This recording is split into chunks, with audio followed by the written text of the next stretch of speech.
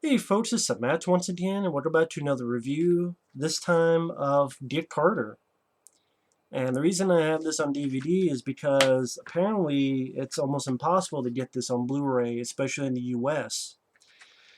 I tried to find one Blu-ray, they say it was like 30, 40 bucks at least.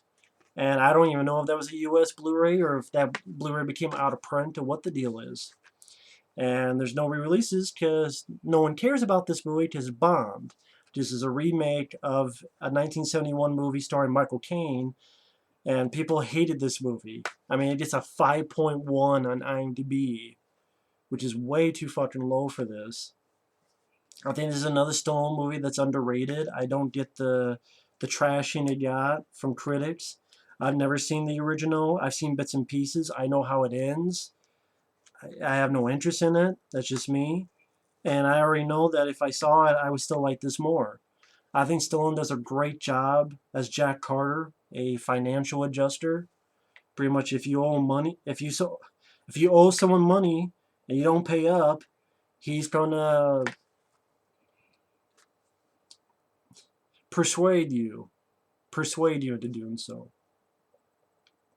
He lives in Las Vegas. He finds out that his brother's been murdered. He comes in the town, visits his brother's wife, his brother's kid, the kid played by Rachael Leigh Cook, and he listened to what happened to his brother, and he visits this sort of dark underworld. You have Michael Caine as this guy who his brother worked for, which is nice to see these two after Victory, the 80s film that Stallone and Michael Caine starred in. Yes, I do like this more than Victory. I'm sorry. I think this is a better, more entertaining film.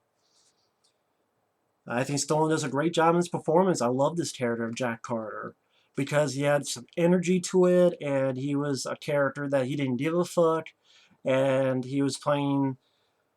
He's not a mafioso. I'm not saying that, but he had that sort of attitude. This was a Stallone character that had an attitude. Like I love John Rambo's. That and Cobra are my favorite characters, Stallone, but they're much. They can have an attitude, but this one was much more in-your-face attitude. And Stallone didn't really get to do that too much when you look back in his career. It was a lot of fun. My name's Jack Carter, and you don't want to know me. You better talk. Oh, we don't take it to the next level. And the guy's like, what is that, catchphrase? Catchphrase, huh? Just keeps punching the guy.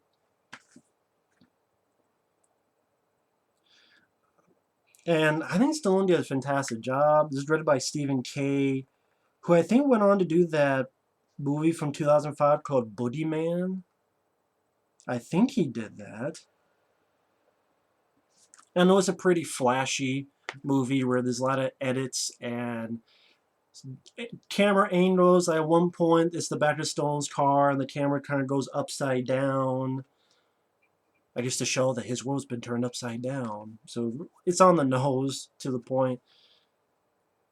But I don't know, the flash didn't bother me.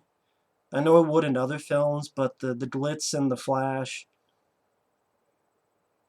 just didn't bother me. I was fine with it. And I thought the score had a nice at time.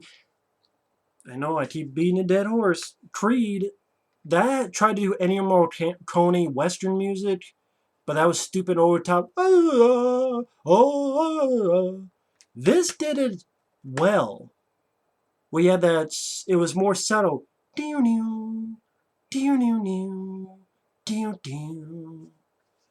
did that better, and using that kind of music. And also the soundtrack was decent. I think in one of the songs was like during the funeral scene for his brother. I believe it was Moby. I could be wrong, but I think that was a piece of music from Moby. I love the relationship between Stallone and Rachael Leigh Cook. Rachael Leigh Cook, I know she was in films. She's All That, and I don't know what she's done lately. She was likable. She was not irritating. She was not annoying at all. I thought she had some nice chemistry with Stallone. You tell that she kind of looked up to Stallone as a god, as a protector, and I thought this had some nice back and forth.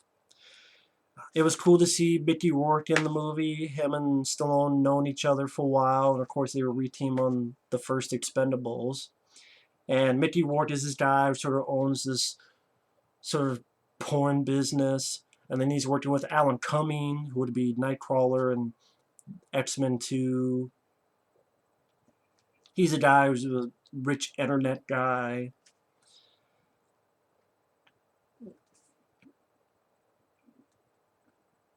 That's right, Tom Sizemore has an appearance in this. Well, his voice does. Because at times Stallone gets a call from his boss, and his boss, that voice is Tom Sizemore, which is cool because that's like a kind of a reunion because they were in lockup. Then you don't see his face, but you hear his voice. I'm like, that sounds familiar, and I looked it up. That's fucking Tom Sizemore. Okay. And I thought the movie, I wasn't bored with it. I don't get the big hate. Can someone explain to me why they hate this so much? Because of the original. Is the original Dick Carter really that much of a popular movie?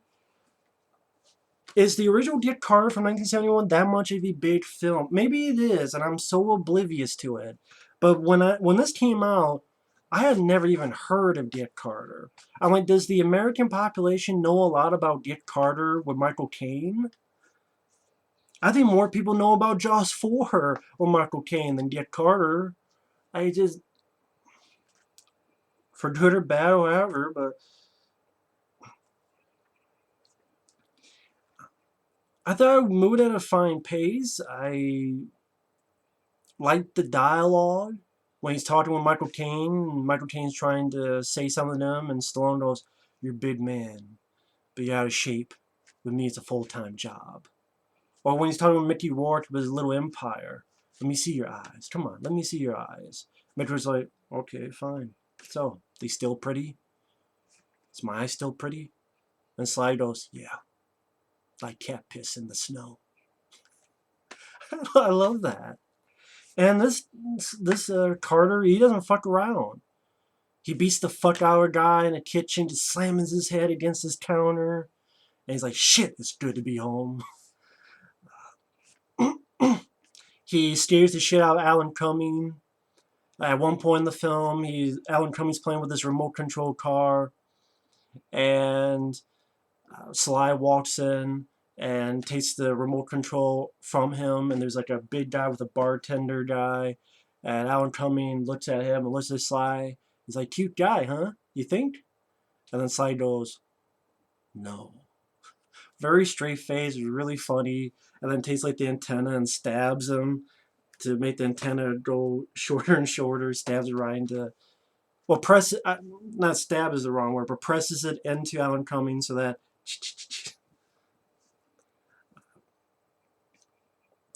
there's a scene where some guys tell him to leave and give him these tickets for an airline, and Sly goes, "You know, whatever they're paying you, whatever they're paying you, ain't going to be enough." It just beats the fuck out of them. You get a couple of fun car chases. One that they go through these Christmas trees. Another where John C. McGinley, he's been in On Deadly Ground with Steven Seagal, Highlander 2. If you look up John C. McGinley, you've seen him and stuff. I liked him, the little struggle him and a guy had with Stallone in his elevator. Brief but fun.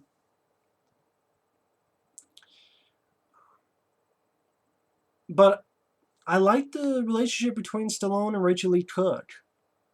Sort of a father-daughter type of relationship. And I thought they worked well off with each other. You find out what happened. It deals with this disc. Rachel Lee Cook was pushed into doing this adult stuff, porn stuff, and she doesn't even remember what happened. So you get the idea she was drugged or given enough to drink that she can't remember anything. And she's, "Oh, it's all my fault, it's all my fault." And Stallone comforts her. And I think they worked off each other very well.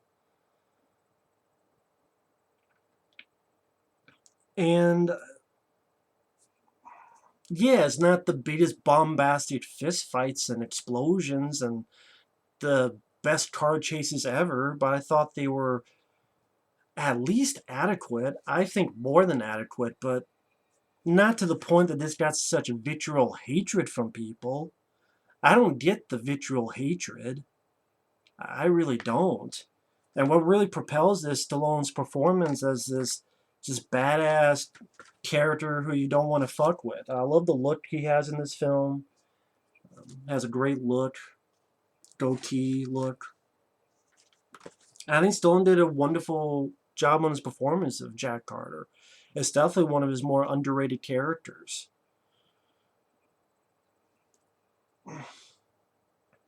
And he's a badass character. Like, he finds the guy who fucked with Rachel Lee Cook, and the guy's like, "Don't kill me." And Sly's like, "You killed yourself." And then it cuts away, and you see the Sly walk in, and the guy's on the car, and you get the idea that Sly threw, threw the guy off the railing into the car to kill him. I love the little dialogue exchanges. I know I'm repeating myself, but there's the one with him and Michael Caine, where Michael Caine goes, "Revenge doesn't work." And Sly goes, "Sure it does." Or when they're at this party and Sly's talking to Mickey Rourke, and Mickey Rourke's going, "What, you kind of guy, fucking good guy? You the bad brother, remember?" And Sly goes, "I know who I am." And Sly gets the shit kicked down by Mickey Rourke, and then Sly comes in. That's one thing I will say I wish was different is when Sly comes back to get Mickey Rourke, it ends way too quickly. It's just he grabs him, he's on the ground, boom, boom, boom, and that's it. It's not like punching in the gut, punching in the face, like Mickey Rourke was doing to him. Like Mickey Rourke, it was like an actual fight between Stallone and Rourke, where Rourke was giving punches in the gut, punches in the face, Stallone, tossing him through windows. While here is just 10. It feels like 10 seconds. Punch, ground, boom, boom, boom. That's it. And then that slow-mo shot where you get the gun and then Mickey Rourke's face, and you're wondering, did Sly shoot him? Did Sly not shoot him? It's up to you. So I wish it wasn't such a quick beatdown. I wish it was more Stallone punching Rourke and getting an actual fight, like round two. That's what I would have liked more. So that's one nitpick I have with the movie. Um, and yeah, there's certain instances that maybe they could have eased down on some of the flash cuts. Maybe at times it's a little bit too flashy. They could ease down a little bit. But those are just nitpicks. It's not deal breakers or anything. He scares the shit out of Alan Cumming and tells him to leave. And you find out at the end that Michael Caine is the main bad guy. And he thinks Carter's not going to shoot him in the back. He's wrong. And so Stallone says his goodbyes with Rachael Lee Cook and drives off. And I like the song at the end. I forget what the name of the song is. Something like, "Everybody knows your name." I don't think that's the lyrics, but I forget what the hell it is.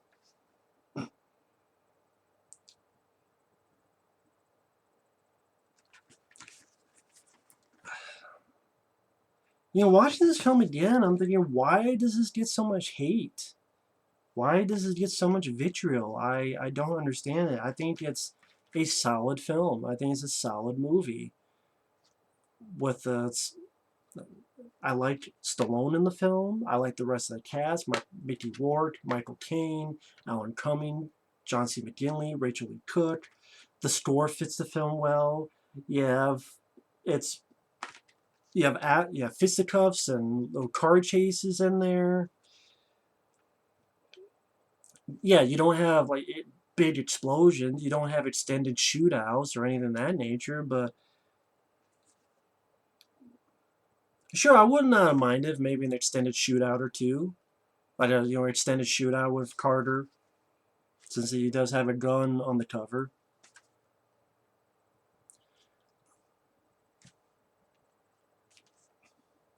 But that doesn't make it a terrible movie. It doesn't make it a terrible film. A 5.1? Are you kidding me? I've seen many films. This is not a 5.1 out of 10 film. Maybe that's just me. Well, I know it's not just me because uh, I know my friend Effrey enjoys it. I know nice guy Fabio enjoys it. I think Michael CP enjoys it. I don't think he reviewed it, but I guess we're the only ones. But that's fine. I'll still enjoy the movie. I think I always forget it's a remake because I barely, I never think of Michael Caine's version, so I never think of this as a remake. But now that I do, I think it's one of the better remakes. I really do. But that's Dick Carter. Uh, Thanks for watching. Take care, and we'll see you later. Bye bye.